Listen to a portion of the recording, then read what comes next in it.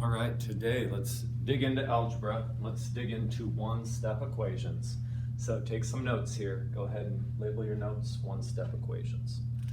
Let's review a couple terms that we need to know. We need to know what a variable is anytime we do algebra. A variable is a symbol, usually a letter, that represents a value. A symbol that represents a number or a value. Okay, so let's take, this is n, okay? This box, we're gonna call that the variable n. If I put it on a balance here, it is not balanced because n equals, and we know the fulcrum, the middle of this, means equals. Right now, n is greater than 0 because it's not balanced. Now, if I'm to put some values on here, let's say I put 2 of these guys over here, and they each represent a number, and it balances like that, we would say that n equals 2. Okay? So we have a variable that, we have a symbol that represents a number. 2 what? 2 grams, 2 something. N equals 2 in this instance if it's balanced. We're dealing with weight here. Okay, so we could put that on a balance, totally balanced. N equals 2. Okay, so that is just an equation. Let's make this, though, let's have to add a step to this. Let's do the problem C plus 1 over on this side equals, let's say it equals 4. So if I put 4 on this side and C plus 1 on this side, and it's totally balanced. Okay, so we need to figure out what C equals. And I know you guys can guess and check. I know you guys can plug and chug, and it just comes naturally. But I'm setting you up for the future here. So we're gonna put a balance here, fulcrum here. You know, you could draw it like an actual balance if you want. C plus 1 equals 4. Okay. So if C plus 1 really does equal 4, then we can just intuitively think, if I want to take this off of the left side of my equation, well, it's not going to be balanced anymore. Now we know that, and don't write this down, C is going to be less than 4. 4 is greater than C because it's unbalanced. So I can't just take that off and keep it balanced. To keep it balanced, what I really, and that's not an equality, that's an inequality, because they're not equal. If I really want to keep it balanced, I could take 1 off each side at the same time, and it's gonna stay balanced. See what I did? C plus 1 equaled 4, and I took 1 off this side, and I took 1 off this side. So what I did is I subtracted 1 from each side. And once I subtracted 1 from each side, we are left with, on this side, C equals 4. And that's why I have you write it like this in your notes. That's how I have you work it out like this, because C equals 4. Again, it's in balance. We don't have to redraw the balance. The left side, C plus 1, minus 1 is C. 4 minus 1, oh, I'm sorry, it's 3. Whoops. C equals 3. Now we are balanced. Okay? This is called the additive property of equality. It's the additive property of equality, meaning we're keeping it equal. Okay, I do want you to put this in your note. The additive property of equality tells us we can add or subtract, because subtraction is just the inverse of addition. We can add or subtract the same value, same number, to both sides of the equation. That's key, both sides of an equation. Whatever I do to the left, I do to the right. Okay? Can't just be on one side. This is the additive property of equality. Yeah, let's do another one like that. So we just did that with C. Let's do an M now. Let's say M equals, let's say let's say M plus, let's say each of these is half. M plus half equals 3.5. Or this wouldn't be 3.5. This would be 2.5 if each of these is half. M plus half equals 2.5.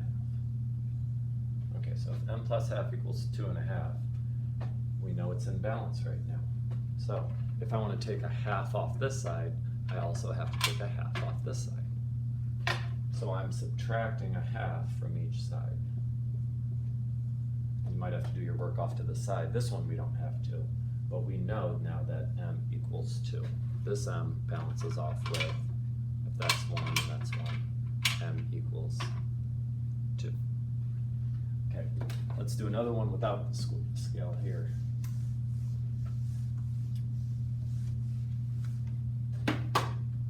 Let's do x subtracting minus 3 1/10 equals 5. Okay, so we want to draw it on a balance, put the fulcrum right underneath the equal sign. So over here I would have x, and then subtracting 3.1, which is hard to visualize, equals 5. Okay, so if I have minus 3.1 on here, I can't take away 3.1. I have to add 3 1/10 to both sides of the equation. So I'm putting this in, and over here I'm left with x, and I'm putting in 3.1 over here, so over here I'm left with 8 1/10. Now I can always check my work. I can always take this 8 1/10. We know that this x equals 8 1/10, so I could plug 8 1/10 in for x, and see that 8 1/10 minus 3 1/10 equals 5. All right. Another thing to keep in mind, it doesn't matter which side we have the variable, we still work it out. So we could have had it like this, 5 on this side equals x minus 3 1/10. It doesn't matter, they're both equal. This side is the same as this, we just have to do the same to both. Okay, let's look at the multiplicative property of equality now. That was the additive property of equality. Some people say there's a subtractive property of equality too. Some don't. I view additive and subtractive properties as the same. Okay, let's say we have 2 r's over here now. And we're calling them r's because they're red. So we have r plus r equals, let's see what that actually equals. I'm trying to get it in balance. So we know that r plus r is more than 4, more than 5. Hey, there we go, equals 6. R plus r equals 6. We can't subtract r from each side. We can't do that because there's no r over here. We can't take that r off. But what we can do is we can look at this differently. We can look at this as 2 r's equals 6. Or in this case, what we're going to put on the balance. Oh my, there goes my r.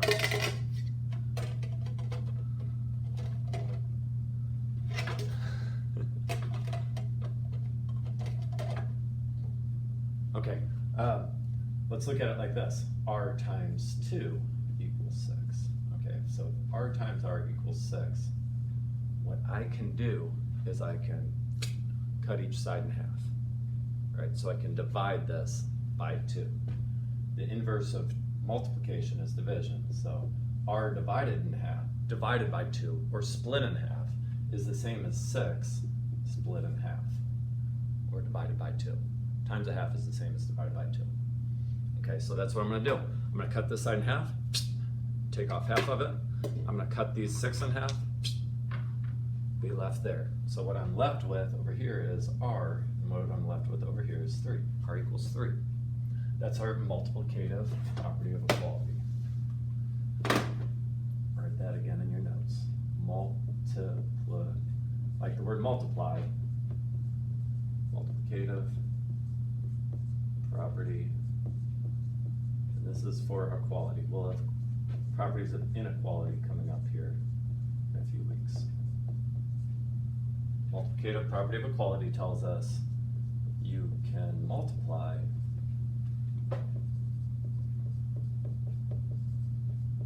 or divide both sides of an equation. So you can multiply or divide the same value into both sides of an equation. All right? So there we did it with division. Let's do it with multiplying. Instead of R, let's take a Sharpie, and we'll call this S. And if we did what we did last week, we would say let S represent the Sharpie. So we have a Sharpie on that side. So a Sharpie S equals, let's see what it equals. Okay, now it's balanced. S equals 2. So if one Sharpie equals 2, well, I don't want to do it that way. Let's say we have 5 Sharpies.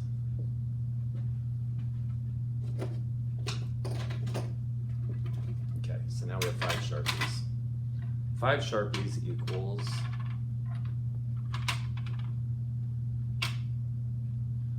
let's say 5 Sharpies equals 8. Let's say those are balanced. 5 Sharpies equals 8. So if 5 Sharpies equals 8, we want to figure out what 1 Sharpie equals. So we could divide by 5. We divide both sides by 5. So over here I'm left with 5 Sharpies split into 5 pieces equals 1 Sharpie. Over here we have 8 split into equal pieces into 5. So it's 8/5. And we could write that as a decimal or a fraction. That's 1 3/5 as a fraction. Or that's 1 6/10 as a decimal. Those are all the same. Okay. So that is the multiplicative property of equality. All right, that's our lesson for today.